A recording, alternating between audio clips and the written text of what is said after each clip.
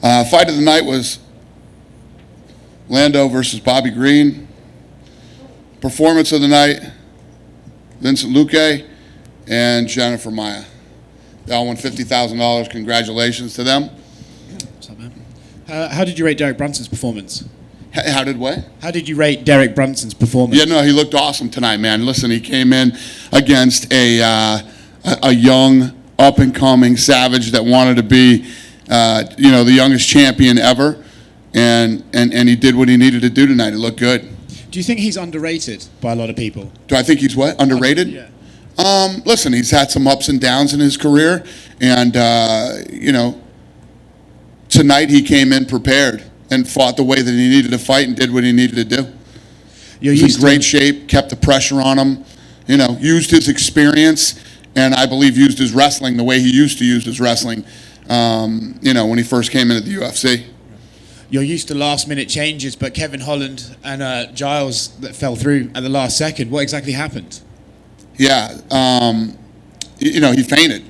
This was the fucking craziest week ever. We got through it. We're here. He fainted. Holland couldn't have had a better attitude about, the fight pulling out. He's like, he was ready to fight tonight if we ended up getting Ed Herman back. And he wants to fight next week or the week after. Whatever we want, he's ready to go. So kid couldn't have had a better attitude about it. And, I'm excited to see him come back and fight. Did you reach out to Ed Herman to see if he could step in today? Yeah. We were trying to track him down. Ed Herman's nickname is Short Fuse for a reason, okay? He was pissed off about the fight today, and he was going crazy. And then this thing happens, and we were trying to get him back. And how should I put this? He couldn't. Let's just say he couldn't come back. He wasn't. He had moved on. Jennifer Maia got an impressive win over Joanne Calderwood. On the broadcast, Valentina Shevchenko said, "I'll see you soon." Is she the next number one contender? Yeah. That's the fight. Listen, I have a lot of respect for Jojo. She's been working hard, taking her career very serious, and has been back on track since she moved to Vegas. And, Jennifer looked damn good tonight. So, yeah, it makes sense for her and Valentina to fight. Do you have a time scale on when Valentina? No clue. Cool. ASAP. Cool. And last thing for me, what did you think of the stoppage in the main event? Some thought Herb was waving off at the end of the second round, and then he waved off pretty quickly. Yeah, I mean, Shahbazyan looked like he was out at the end of that round. I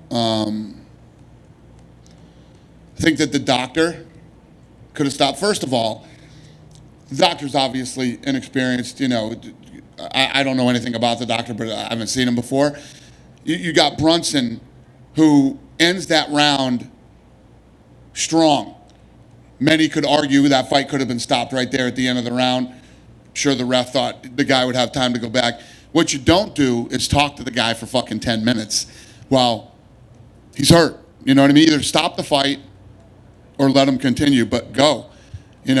You're letting the kid recover while you got Brunson, who just did that work, and he's waiting for the bell to ring so that he can go in and finish the fight. Pull the trigger one way or the other. Stop the fight or don't.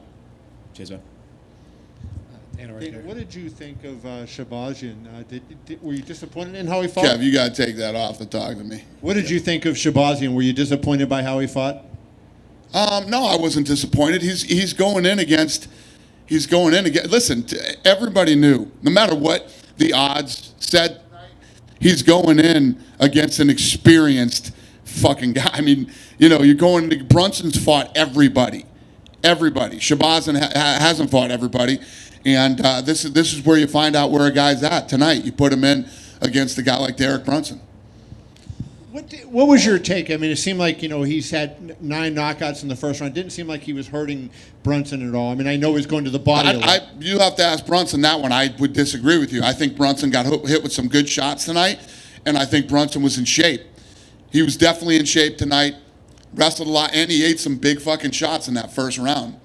You're going to have to ask him that, though. I didn't get hit with him. He did. Yeah, I saw the one body shot that it kind of backed him up, but it seemed like he hit him with body shots and kicks to the body too. Yeah. It seemed like he did good work there. Did you see in Edmen, even though he lost the fight, did you see the things that made you think he was such a great prospect in the first place? Yeah.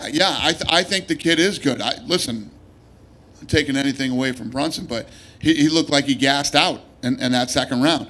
But you got to credit Brunson for that too. I think that Brunson mixed up his striking and his wrestling tonight like he used to, and he also came in great shape.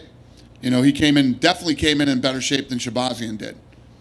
And then lastly, just on Trevin Giles, I mean, are you guys going to send him to another doctor, or was the report you got enough that you're fine, he's okay, and he doesn't have to go anywhere when he gets home?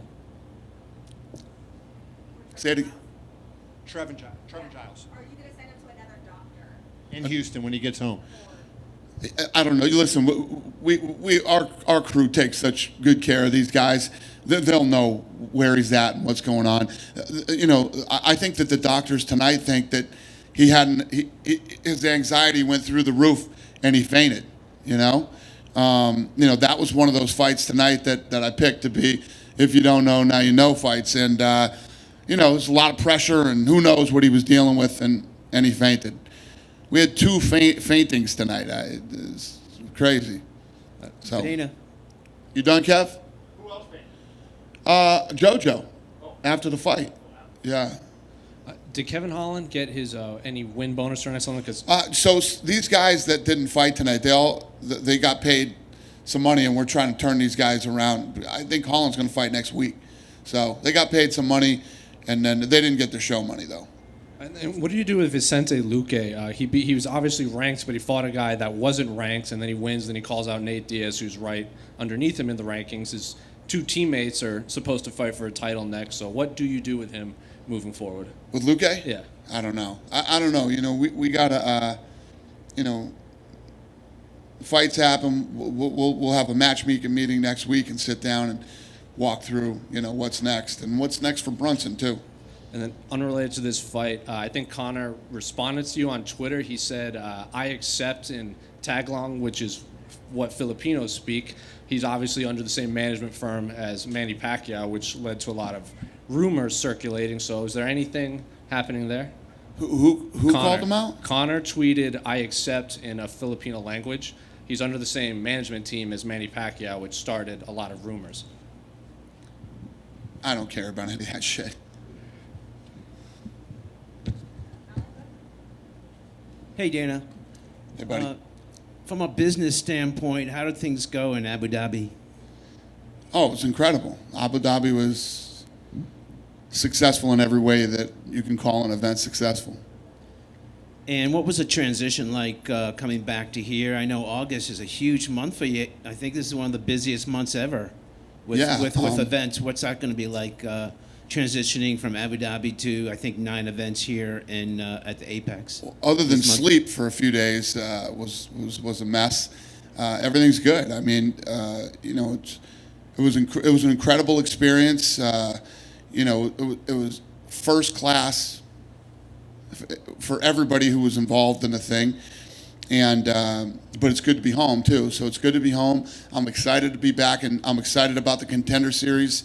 You guys know most of the people in here have been to them. They're fun. They're exciting. The thing's been so successful that it's this one's on ESPN Plus. This thing's going to air in Brazil. It's airing in Canada now. So this thing's really got some legs in the last couple of seasons, and these kids that are unsigned and nobody knows will literally be fighting in front of the whole world now. So the stakes are a lot higher. It's on a much higher level now, and I'm looking forward to it. What are your thoughts about how you guys have handled the pandemic and the COVID-19 issues? Because Major League Baseball is ready to go down the tubes right now, and it seems like you guys have handled it from the get-go pretty well, and had been able to overcome any issues. Yeah, thank you. I knew we would from day one. I knew that we would be able to do this. I knew that we would spend the money and get the right people involved. I believe in my staff, and obviously I believe in the fighters. I knew that we could do this, and I knew we would. There's a lot of mistakes that these other leagues have made, and they could do it right if they wanted to, but I don't know. Was the mistake not being in the bubble? Like Yep, you have to be in the bubble. It's impossible to pull this thing off without a bubble. You have to do it. One more. Did you say Jojo passed out after the fight? I don't think Yeah. we knew that. What happened? I don't know. She fainted After in the back after? Okay. after the fight, yeah. So we transported her. Thank you. Thank you, guys. Have a good night.